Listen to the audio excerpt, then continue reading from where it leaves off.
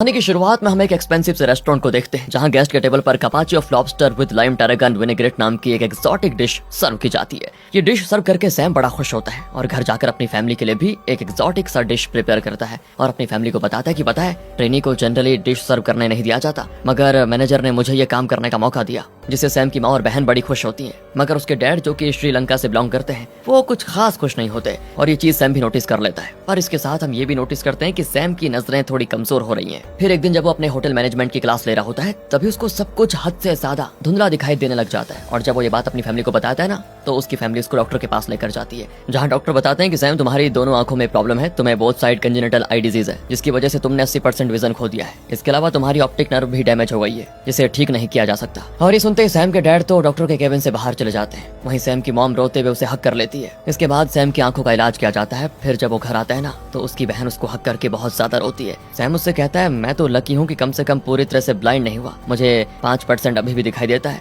तब उसकी सिस्टर कहती है मुझसे जो बन पड़ेगा ना भाई तुम्हारे लिए वो जरूर करूंगी। फिर अगले दिन की बात है दोस्तों, सैम के पेरेंट्स उसको समझाते हैं कि बेटा तुम्हें अब स्पेशल स्कूल में पढ़ाई करनी चाहिए, पर सैम नहीं मान रहा होता है। तब उसके डैड उसको एक पेपर देते हैं और कहते हैं पढ़ के सुनाओ, मगर सैम को तो दिखाई नहीं देती उतनी छोटी छोटी चीजें। तब उसके डैड कहते हैं कि जब तुम रीड नहीं कर पा रहे हो तो बाकी सारी चीजें कैसे मैनेज करोगे बेटा। ये कहकर वो अपने रूम से चले जाते हैं और सैम अपनी मॉम से कहता है कि माँ आप प्रॉमिस करो मैं पढ़ाई करूंगा तो अपने स्कूल में और आप मुझे करवाओगे, मैं स्कूल चेंज नहीं करने वाला। तो उसकी मॉम भी उसे प्रॉमिस कर देती है। लेकिन जब सैम क्लास अटेंड करने जाता है ना तो उसे बोर्ड पे टीचर क्या पढ़ा रही है दिखाई नहीं देता। वो सुनकर चीजें लिखने की कोशिश करता है मगर दिखाई न देने की वजह से वो अपनी नोटबुक में सही से लिख भी नहीं पाता, उसकी लिखावट ओवरलैप हो जाती है। सैम मैग्नीफाइंग ग्लास लगाकर भी अपनी लिखी हुई चीजों को पढ़ने की कोशिश करता है मगर नहीं पढ़ पाता। अब क्या है दोस्तों, उसको दिखाई तो देता नहीं ढंग से, इसलिए क्लास में होने वाली हर छोटी मोटी आवाज उसके कानों में तेज सुनाई देती है। जैसे कोई जूता रगड़ रहा होता है, कोई च्युइंगम चबा रहा होता है, तो कोई पेन से लिखते हुए कुछ कर रहा होता है, तो ये सारी चीजें उसको बहुत तेज आती है। ये सारी आवाजें सैम को अलग अलग से सुनाई देती है, मतलब जिस पे आज तक उसका कभी ध्यान भी नहीं गया। फिर भी सैम किसी तरह से टीचर की बातों पर फोकस करने की पूरी कोशिश कर रहा होता है। इसी तरह कुछ दिन बीत जाते हैं और फिर सैम कई सारे 5 स्टार होटल में ट्रेनिंग के लिए अप्लाई करता है मगर उसकी डिसेबिलिटी की वजह से उसको रिजेक्शन ही मिलते हैं। तभी उसे किसी डिसेबल्ड इंस्टीट्यूट में अप्लाई करने को कहते हैं मगर सैम इतनी आसानी से हार नहीं मानना चाहता। वो अपनी डिसेबिलिटी की वजह से अपने प्लान्स को चेंज नहीं करना चाहता, इसलिए वो फैसला करता है कि अब से मैं अपनी प्रॉब्लम के बारे में किसी को बताऊंगा ही नहीं। कुछ दिनों के बाद वो होटल बेरिचर हॉफ नाम के एक लग्जरी होटल के बारे में रिसर्च करता है और इंटरनेट से उसकी सारी जानकारी जुटाता है और तब उसकी सिस्टर भी उसकी हेल्प करती है। उसकी सिस्टर इंटरव्यूअर बनकर उसकी प्रैक्टिस करवाती है। फिर जब लास्ट में वो हैंडशेक करने को कहती है तो दिखाई न देने की वजह से उसका हाथ थोड़ी गलत जगह पे लग जाता है, तो उसकी बहन भी कहती है आगे से हैंडशेक ही करना। इसके बाद इंटरव्यू वाले दिन सैम की माँ और बहन उसे होटल लेकर जाती है। वो सारी चीजें उसे फुट स्टेप के हिसाब से समझा देती है कि इतने कदम चलने पे तुम्हें मैनेजर मिल जाएगा। फिर जैसे मैनेजर सैम को होटल दिखाने के लिए लेकर जाने वाला होता है वहाँ जेम्स नाम का एक लड़का आ जाता है जिसकी मीटिंग 1 घंटे पहले थी, मगर ट्रेन दुर्घटना होने की वजह से उसको आने में देर हो गई। तो जेम्स कहता है सॉरी सर, मैं अपनी पहली मीटिंग वाले दिन तो लेट नहीं होना चाहता था मगर एक्सीडेंट की वजह से डिले हो गया। आपको रेडियो पे खबर तो मिल गई होगी। तब सैम उसका साथ देते हुए कहता है हाँ मैंने सुना था आधे घंटे पहले इस ट्रेन एक्सीडेंट के बारे में। इसलिए दोस्तों मैनेजर जेम्स और सैम से कहते हैं कि चलो फिर तुम दोनों को साथ में होटल दिखाता हूँ। यहाँ मैनेजर पूछता है कि तुम लोग होटल इंडस्ट्री में आना क्यों चाहते हो, मतलब यहाँ पर काम क्यों करना चाहते हो। तो सैम बताता है मेरे डैड श्रीलंका से बिलोंग करते हैं। जब मैं 14 साल का था तो उनके साथ श्रीलंका गया था जहाँ अपने डैड के बड़े भाई से मैं मिला था जो कि बहुत ही अच्छे होटल में काम करते थे। वो एक दिन मुझे अपने साथ लेकर गए और तब से मुझे होटल में काम करने का बहुत शौक था क्योंकि होटल में कई तरह के लोग रहने आते हैं जिससे हम अलग अलग भाषा, संस्कृति, धर्म और पहनावे के बारे में जान पाते हैं। यहाँ कोई भेदभाव नहीं होता। ये सब कहते कहते सैम आगे निकल जाता है जबकि उन्हें टर्न होना था तो जेम्स सैम को सही रास्ते पर लेकर जाता है। बेचारा सैम दिखाई न देने की वजह से गिरते गिरते बचता है। इसके बाद मैनेजर इनको होटल रूम दिखाने के लिए लेकर जाता है जहाँ पे हाउसकीपिंग की एक लेडी साफ सफाई कर रही होती है और उससे जेम्स का नैन मटक्का हो जाता है। फिर इनको किचन में लेकर जाया जाता है जहाँ हेड शेफ एक बहुत ही बड़ी डिश का नाम लेकर एक्सोटिक डिश बनाने के लिए कह रहा होता है। अब सैम देख तो नहीं पाता मगर उसको नाइफ से कटिंग की आवाज, खाने को चलाने की आवाज, चिकन को सिजलिंग करने की आवाज सब कुछ बड़े अच्छे से सुनाई देती है, तो वो उन आवाजों को नोटिस करता है। इसके बाद मैनेजर इनको अपने हेड शेफ मिस्टर क्रोहन से मिलवाते हैं जो कि पहले क्रूज शिप पे काम किया करता था, इसलिए वो काफी स्ट्रिक्ट है और उसे हर काम बिल्कुल परफेक्ट चाहिए। फिर इन्हें इस होटल के कई रेस्टोरेंट में से एक में लेकर जाया जाता है। यहाँ पर 15 टेबल्स हैं जो कि हर रात फुली बुक्ड रहते हैं और इस रेस्टोरेंट को मिस्टर क्लैन मैनेज किया करता है। अब मिस्टर क्लैन से कुछ पर्सनल बात करने के लिए मैनेजर उसे साइड में लेकर जाता है। दोस्तों तब जेम्स सैम से कहता है कि मुझे तो समझ नहीं आ रहा पर तुम्हें कोई दिक्कत है क्या। तो सैम कहता है और तुम्हें तुम्हें कौन सी दिक्कत है? तुमने पहले तो ट्रेन एक्सीडेंट वाली बात झूठी कही और तुम किसी जरूरी काम में भी नहीं फंसे थे, बल्कि किसी लड़की के साथ सोए हुए थे। तुम्हारे बदन से फीमेल परफ्यूम की खुशबू आ रही थी मुझे। वहीं तुमने सुबह में ड्रिंक भी किया था, क्योंकि तुम्हारे मुंह से हल्की से शराब की बदबू भी आ रही है। ऊपर से यहाँ आने के बाद तुमने हाउसकीपिंग लड़ी के साथ भी टांका बिठाने की कोशिश की है ना। और मेरी देखा देखी तुमने झूठ कहा कि तुम इस जॉब को करने का सपना बचपन से देखते आए हो, जबकि असलियत तो यह है कि तुमने यहाँ आने से पहले इस होटल के बारे में कोई रिसर्च तक नहीं की। पर तुम्हें पता है मैंने कितना रिसर्च किया है? ये होटल 1841 में बना था। 2 साल के बाद यहाँ 2 बार किंग गेस्ट बनकर स्टे करने के लिए आए थे, क्योंकि उन्हें खुद के घर में उस वक्त कोई बाथटब नहीं था और इस लग्जरी होटल में सब कुछ था। ये दुनिया के सबसे बेहतरीन होटल्स में से एक है। इसके बाद मैनेजर जेम्स को भांप लेता है कि ये बंदा अपने काम को लेकर सीरियस नहीं है, इसीलिए वो इस होटल के बारे में कुछ बताने को कहता है। बस फिर क्या था, सैम ने अभी अभी जो बातें जेम्स से कही थी वही सब वो बक देता है मैनेजर के सामने, जिससे सैम के साथ साथ जेम्स का भी सिलेक्शन हो जाता है। फिर मैनेजर सैम की ओर अपना हाथ बढ़ाता है, मगर उसको तो दिखाई ही नहीं देता और इसी वजह से वो बिना हाथ मिलाए चला जाता है। ये चीज मैनेजर को थोड़ी अजीब लगती है कि क्या हो गया इसको, पर वो इस बात का कोई मुद्दा नहीं बनाता। फिर जैसे सैम होटल के बाहर निकलकर अपनी माँ बहन को अपनी सिलेक्शन की खुशखबरी देता है ना, वैसे ही वो उसको बधाई देते हुए गले लगा लेती है। फिर सैम को होटल के नजदीक ही रूम रेंट पे लेना पड़ जाता है, क्योंकि होटल से उसका घर बहुत दूर है, रोजाना आना जाना पॉसिबल नहीं होगा। इसीलिए सैम की सिस्टर उसे इस घर में शिफ्ट करने में मदद करती है और फिर यहाँ से होटल का हर रास्ता, फुट स्टेप और आसपास की चीजों को टच करवाकर उसको समझाती है कि क्या चीज कैसे होगी। पहले दिन तो वो सैम को होटल के बाहर तक छोड़कर आती है। इसके बाद होटल के अंदर मैनेजर सभी से कहता है कि हमने 300 लोगों में से आप 30 लोगों को सिलेक्ट किया है ट्रेनिंग के लिए, क्योंकि हमें लगा कि आप सब में इस प्रोफेशन के लिए सबसे ज्यादा टैलेंट है। उम्मीद करते हैं कि अब से आप सभी हमारे होटल में चली आ रही जो मान सम्मान की प्रथा है उसको आगे बढ़ाएंगे, हमारे गेस्ट के साथ सही से पेश आएंगे। इधर मैनेजर इनको सारी बातें समझा रहा होता है और वहीं उनकी नजरों से बचकर जेम्स इशारों इशारों में एक लड़की से उसका फोन नंबर मांग रहा होता है और वो लड़की भी स्माइल किए जाती है। तो जेम्स सैम के कंधे पे हल्का सा धक्का देकर दिखाने की कोशिश करता है कि देखो तुम्हारे भाई ने यहाँ भी लड़की सेट कर ली, पर बेचारे सैम को तो कुछ दिखाई नहीं देता। उसका सारा ध्यान होता है मैनेजर की बातें सुनने में। इसके बाद इन 30 लोगों को अलग अलग ग्रुप में बांट दिया जाता है। मिस अना नाम की होटल स्टाफ के अंदर हिना, सैम, टिम, इरीना,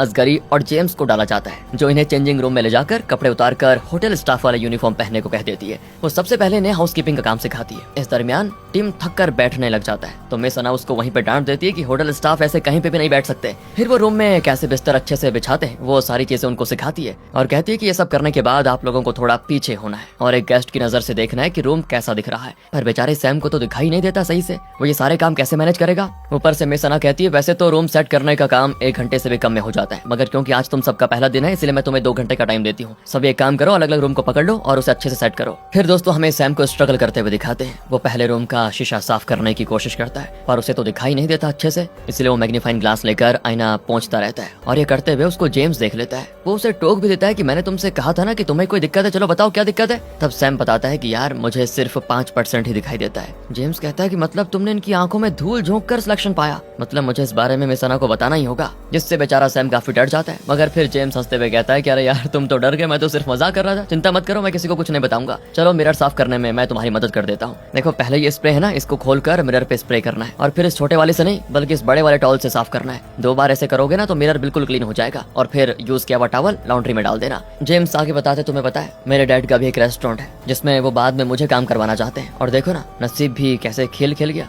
मैं ये काम बिल्कुल भी नहीं करना चाहता था पर मैं कर सकता हूँ। वहीं तुम इसको दिलो जान से करना चाहते हो मगर तुम सही से कर नहीं पाओगे। इसके बाद दोस्तों हम देखते हैं कि जेम्स सैम की काफी मदद करता है। वो यहाँ उसका दूसरा आंख बनकर सारी चीजें बताता है उसे कि कौन सी चीज कहाँ पे है, यहाँ तक कि वो फुट स्टेप काउंट करके भी बताता है कि कितने फुट स्टेप के बाद सीढ़ी है, कितने फुट स्टेप के बाद कॉरिडोर खत्म हो रहा है और किस और मुड़ना है तुम्हें। पर जैसे कि हमें पता है जेम्स थोड़ा लापरवाह टाइप का बंदा है, तो वो गलती से उसको बता देता है कि एक जगह पर 6 सीढ़ी है मगर वहाँ पे 7 होती है, जिसकी वजह से बेचारा सैम गिर पड़ जाता है। उसे थोड़ी चोट भी आ जाती है और उस चोट पे उसे खुद से ही मैग्नीफाइंग ग्लास की मदद से मरहम भी लगाना पड़ जाता है। अब दोस्तों आपको एक मजेदार किस्सा बताता हूँ। तो होता यह है कि एक मिडिल एज लेडी गेस्ट को सैम पे क्रश आ जाता है और वो रूम सर्विस के दौरान सैम के सामने सारे कपड़े उतार कर खड़ी हो जाती है। अरे सैम को तो दिखाई नहीं देता, इसलिए वो कहता है किसी और चीज की जरूरत हो तो हमें याद कीजिएगा मैडम, और ये कहने के बाद वो आराम से रूम के बाहर चला जाता है। वो औरत सोच में पड़ जाती है कि सामने आए मौके को ऐसे कौन गवाता है। फिर अगले दिन जब सैम उसी रूम में रूम सर्विस के लिए जाता है तो वो गलती से वॉशरूम में चला जाता है और उसे समझ में आ जाता है कि यहाँ पर कुछ तो हो रहा है, मतलब कुछ वैसा। तो वो सॉरी कहकर तुरंत वहाँ से जाने लगता है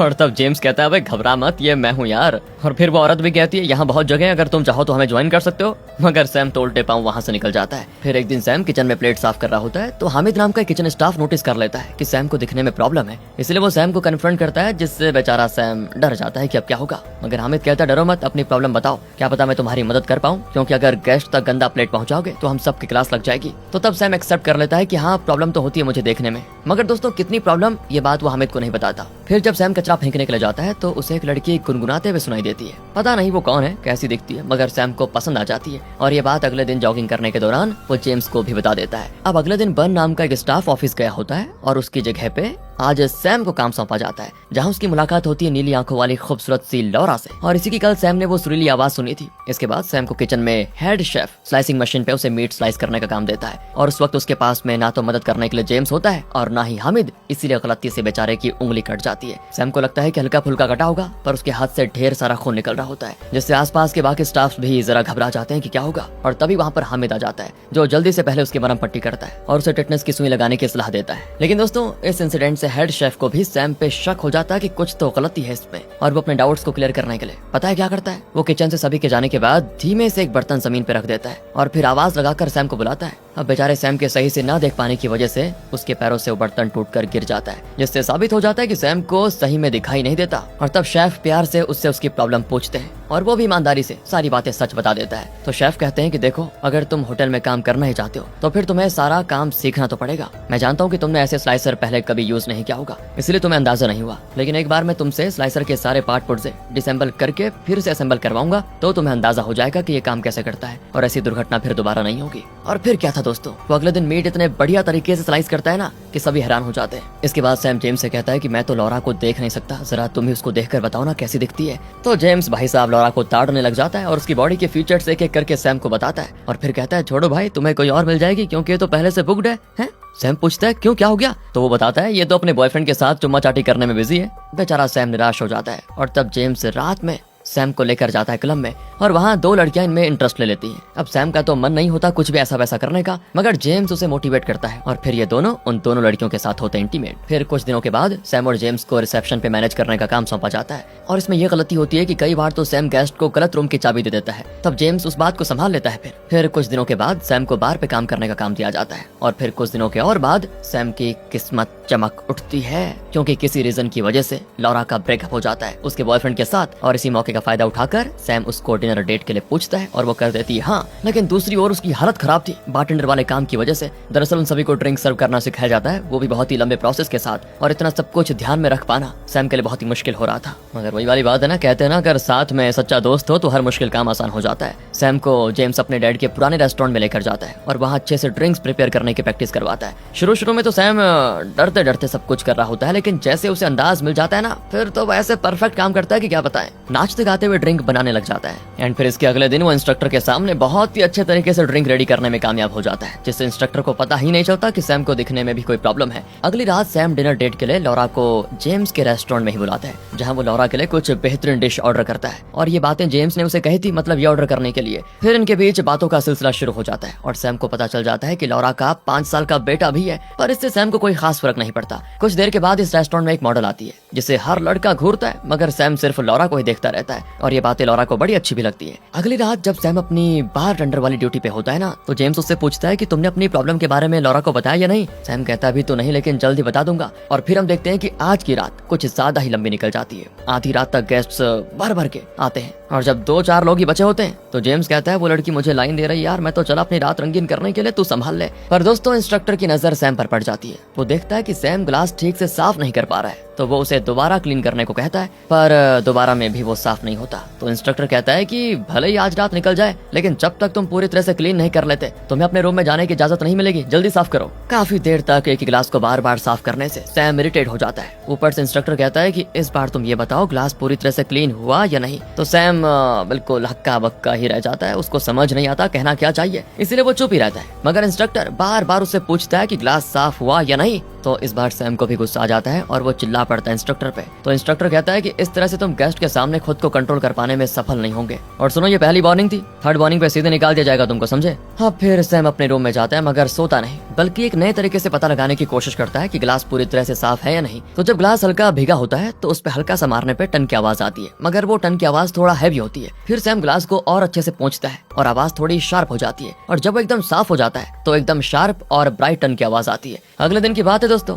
सैम लॉरा और उसके बेटे के साथ पिकनिक पे जाता है, जहाँ वो बच्चों के साथ फुटबॉल खेलता है, जिसमें बुरी तरह से यहाँ वहाँ गिर पड़ता है, क्योंकि उसको दिखाई तो देता नहीं, लेकिन बच्चों और लॉरा को लगता है कि सैम ये चीजें जानबूझकर कर रहा है, मतलब एक्टिंग कर रहा है। अब रात में सैम लॉरा को उसके घर छोड़ने जाता है, जहाँ जाते के साथ ही लॉरा का बेटा तो सो जाता है, और इसके बाद ये दोनों बातचीत करते हैं, जिससे सैम को पता चल जाता है कि लॉरा ने अपने हस्बैंड को इसीलिए छोड़ा क्योंकि वो बहुत झूठ बोलता था। अब सैम सोचता है कि झूठ तो मतलब मुझे भी अपनी बात बता देनी चाहिए इसको, वरना ये भी समझे कि मैंने इससे झूठ कहा, पर फिलहाल के लिए वो चुप ही रहना सही समझता है। फिर लॉरा उसे किस विस करती है और सैम अपने रूम में चला जाता है। अगले दिन सैम की नींद खुलती है लेट में थोड़ा, जिससे उसके होटल पहुंचने में थोड़ा लेट हो जाता है। आज से सैम और उसके ग्रुप वालों के रेस्टोरेंट में ट्रेनिंग थी, और इंस्ट्रक्टर वही पुराना बार वाला ही होता है। वो सैम को टोकता है कि वाह, तुम तो रेस्टोरेंट की ट्रेनिंग के पहले दिन ही लेट पहुंचे हो, ये तुम्हारी सेकंड वार्निंग है, और पता है ना तीसरी वार्निंग पे क्या होता है, निकाल दिया जाता है सीधे, और साथ ही साथ इसके लिए तुम्हें लिखित में भी वार्निंग रिसीव हो जाएगी। अब बस एक और गलती तुम खत्म। इसके बाद इंस्ट्रक्टर सैम को उसकी ढीली टाई टाइट करते हुए कहता है, इसको भी ढंग से कर लो पहले। अब दोस्तों कुछ ऐसा होता है जिसके बारे में सैम ने कभी सोचा भी नहीं था।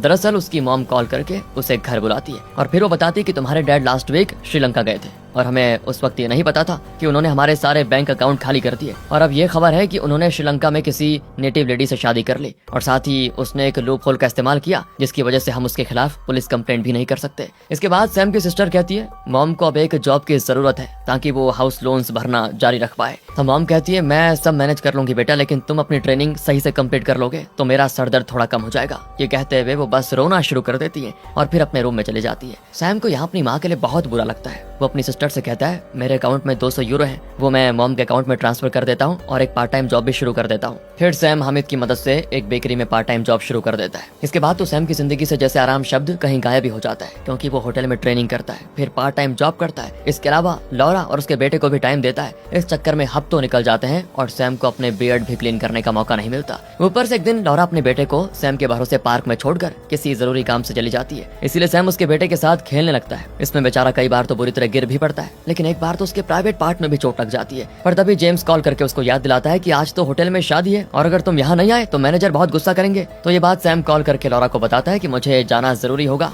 तो लॉरा भी आधे रास्ते से वापस आ जाती है और देखती है कि सैम तो पागलों की तरह उसके बेटे ऑस्कर को ढूंढ रहा है। लॉरा पूछती क्या हो गया, तो वो बताता है मैं बस कुछ मिनट के लिए फोन पे था और पता नहीं ऑस्कर कहाँ चला गया। तो लॉरा कहती है तुम एक जगह पे खड़े क्यों हो, ढूंढना उसको। तब सैम आज बता देता है कि मैं नहीं ढूंढ पाऊंगा, मुझे दिखाई नहीं देता। लॉरा तो हैरान, मगर वो फिलहाल उसे कुछ नहीं कहती। वो सबसे पहले अपने बेटे को ढूंढती है जो कि पार्क से निकलकर रोड के दूसरी ओर चला गया था। लॉरा उसे अपनी कार में बिठाकर सैम के पास आती है और पूछती है क्या मतलब तुम्हें दिखाई नहीं देता। तो सैम बताता है मैं नॉर्मल इंसान का 5% हिस्सा ही देख सकता हूँ, वो भी धुंधला। फिर लॉरा को सैम पे गुस्सा आ जाता है कि तुम्हें ढंग से दिखाई नहीं देता और फिर तुमने मेरे बेटे को देखने की जिम्मेदारी कैसे ले ली, अगर उसे कुछ हो जाता तो। यहाँ लॉरा सैम को खूब झाड़ती है। सैम का भी रोना आ जाता है, मगर वो अपने आंसू पोंछकर होटल के लिए निकल जाता है, क्योंकि वहाँ जाना और भी जरूरी है। कुछ गड़बड़ हुई तो उसका सपना टूट जाएगा। होटल जाते जेम्स उसे बताता है कि तुम्हें टेबल 3 वाले गेस्ट को हैंडल करना है, तुम 25 स्टेप में वहाँ पहुँच जाओगे। इसके बाद सैम शैंपेन की ट्रे लेकर टेबल 3 की ओर जाने लगता है, मगर रोने धोने की वजह से उसे और भी धुंधला दिखता है और ऊपर से उसके पैर एक चेयर के कपड़े में भी फंस जाता है,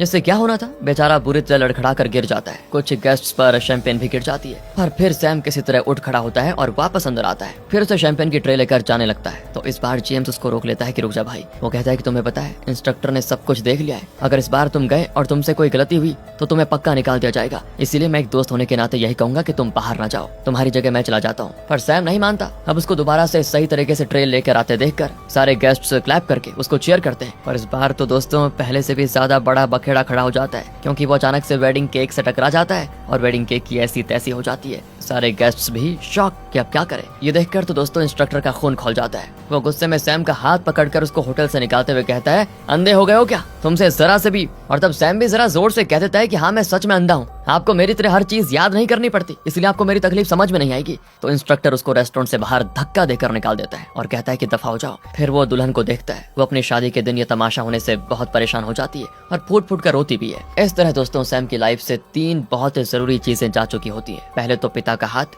दूसरी लौरा का साथ, तीसरा होटल का सपना। सब कुछ खत्म हो चुका था और अब उसके पास बेकरी वाली वो पार्ट टाइम जॉब ही बची होती है। अब वहाँ हामिद नोटिस करता है कि जब से सैम ने बेकरी ज्वाइन किया है तब से उसने नशीली गोलियां लेना शुरू कर दिया है और अब ये सब होने के बाद तो उसने नशीली गोली लेने का जो मात्रा है वो भी बढ़ा दी है। तो हामिद उसको टोकता है कि यार एक बात बताओ, ये क्या कर रहे हो तुम, ये सब तुम्हारे लिए नुकसानदायक है। मगर सैम उसे गुस्से में जवाब देता है कि अपने काम से काम रखो प्लीज। इसके बाद वो अंधाधुंध दारू पीकर क्लब वगैरह में जाता है और अजीब तरीके से डांस वगैरह करता है, जिसकी वजह से लड़कियां थोड़ा अनकंफर्टेबल हो जाती हैं और बाउंसर फिर वहां कर सैम को निकाल देते हैं। जिसके बाद सैम बेधड़क बिना फुट स्टेप गिने अपने घर की ओर जाने लगता है, मगर रोड पे जो सीढ़ियां बनी होती है ना उसी से गिर जाता है। बेचारे के सर पे काफी चोटें आ जाती है। आसपास के लोग फिर उसको हॉस्पिटल पहुंचाते हैं, जहां फिर सैम की सिस्टर आती है और कुछ देर के बाद यहाँ जब जेम्स को पता चलता है तो वो भी आ जाता है, पर उसका ज्यादा ध्यान सैम पे नहीं बल्कि उसकी खूबसूरत बहन पे होती है। खैर दोस्तों जेम्स तो छिचोरा है ही, मगर सैम की बहन उसे बताती है कि मॉम को जॉब मिल गई है, तुम्हें अब परेशान होने की जरूरत नहीं है। और तब सैम अपनी सिस्टर से कहता है कि अब मुझे भी रियलाइज हो गया कि मैं अब एक नॉर्मल जिंदगी तो नहीं जी पाऊंगा,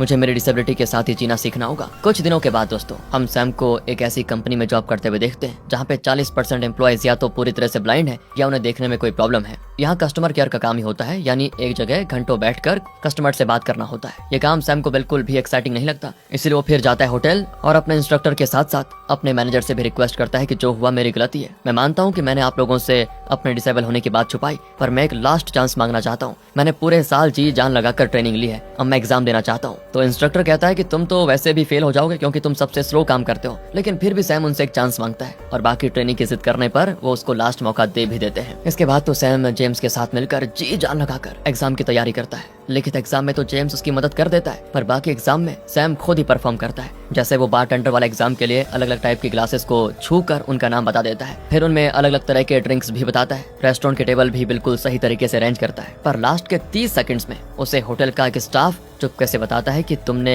वाटर ग्लास टेबल पे लगाया ही नहीं। इसलिए वो जल्दी से वाटर ग्लास लेने जाता है और आते वक्त बेचारा गिर जाता है, पर फिर खड़ा उठता है और सारे ग्लास को सही से रख भी देता है। पर जब वो जेम्स का टेबल देखता है ना तो हैरान, क्योंकि उसमें उसे कुछ तो रेड सा दिखाई देता है। दरअसल जेम्स ने सिर्फ बर्तन ही नहीं बल्कि रोज की पंखुड़ियों से टेबल को सजाया था और सारे लोगों में सैम का टेबल उतना कुछ खास नहीं लगता। मगर एग्जामिनर कहता है क्योंकि तुमने बाकी के एग्जाम्स में अच्छा परफॉर्म किया इसलिए मैं तुम्हें इसमें भी पास कर रहा हूँ, जिससे सैम के साथ साथ बाकी लोग भी बड़े खुश होते हैं क्योंकि सबको सैम के स्ट्रगल के बारे में बहुत अच्छे से पता है। खैर दोस्तों इस इंटर्नशिप के पूरे होने की खुशी में एक प्यारी सी पार्टी की जाती है, जहाँ इंस्ट्रक्टर सैम की मेहनत और लगन को देखते हुए उसे अपने एक प्राइवेट बार में काम पे रखना चाहता है। मगर सैम पोलाइटली मना करते हुए कहता है सर मेरा प्लान है जेम्स के साथ उसके डैड के रेस्टोरेंट में काम करना। और सही में दोस्तों इन दोनों के साथ में काम करने से जेम्स के पुराने से रेस्टोरेंट में 4 चांद लग जाते हैं और उसकी खुशी में शामिल होने के लिए लौरा भी आ जाती है। क्योंकि जब लौरा के बेटे ऑस्कर ने उससे पूछा कि अब हम सैम से क्यों नहीं मिलते तो लौरा ने उसको सारी बातें बता दी। तो उस छोटे से बच्चे ने अपनी माँ को समझाया कि माँ सैम ने झूठ इसीलिए बोला